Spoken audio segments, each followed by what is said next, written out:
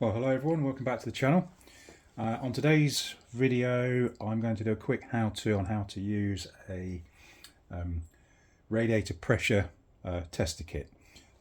These kits can be had quite cheaply from online stores, and basically they consist of a load of different types of caps that you'll find on various different manufacturers' vehicles, different size standard caps, that sort of thing,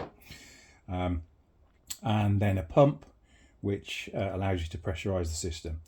So as some of you know, I'm about to start the restoration of a 1976 Honda Goldwing, and one of the final tests that I want to do on that is to test out the radiator and the system generally on that bike before I start stripping the engine down. The first thing to do is to remove the existing radiator cap.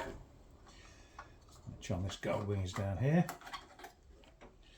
That's just a standard pressure cap rated to 0.9 bar. And what we're going to do is we're going to take the cap from the kit, which has got a connector on the top, and we're going to put that onto the top of the radiator.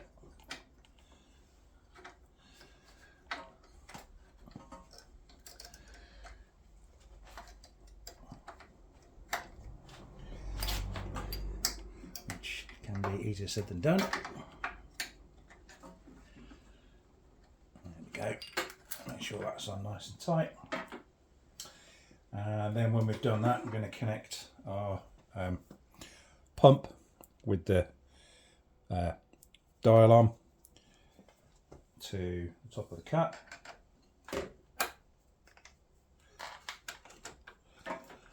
Like so.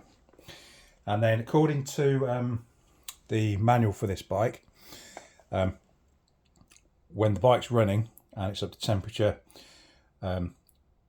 the pressurized system will be at about 13 psi. So we want to test it at about that. So on this dial, the green section here goes up to 15, so we want to be at about 13, 14. Don't do it too much. If you do it too much, pressurize it too much, then you've got a chance of blowing head gaskets and all sorts. So don't pressurize it any more than the pressure it would normally be under.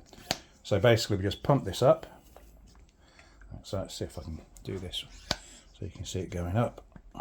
Okay, now we're up to 10.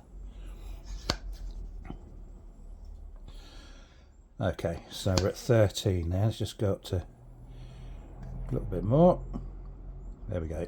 10, 11, 12, 13. Right. So that's at 13 now. So what we do now is we just wait and time 2 minutes. And then what should happen is after 2 minutes, if that needle hasn't moved and it's still at 13, that means we've got no leaks in this cooling system at all. If the needle's gone back down to 0 rapidly, obviously we've got a serious leak. And if it's, we might just have a weep somewhere if the needle just moves a little bit.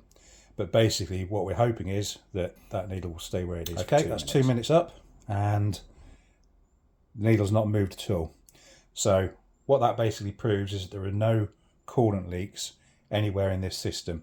And more importantly, from my point of view with this particular bike, because I don't know the bike and I've seen it running on a video that somebody sent me before I bought it, but I don't know any more than that about it. So my main fear, I think, is that the head gaskets perhaps might be blown. And if the head gaskets were blown, this test would have shown me that there was a leak in the system somewhere, possibly via the head gaskets, and then it would have perhaps been worth me stripping the whole engine down. But as it happens, as long as I can get this engine running and it sounds okay, what I do know is that the head gaskets probably aren't blown. So that was the reason for doing the test on this bike. Hope you found that useful. If you have, please give it a thumbs up. Subscribe down below. More videos coming along very soon.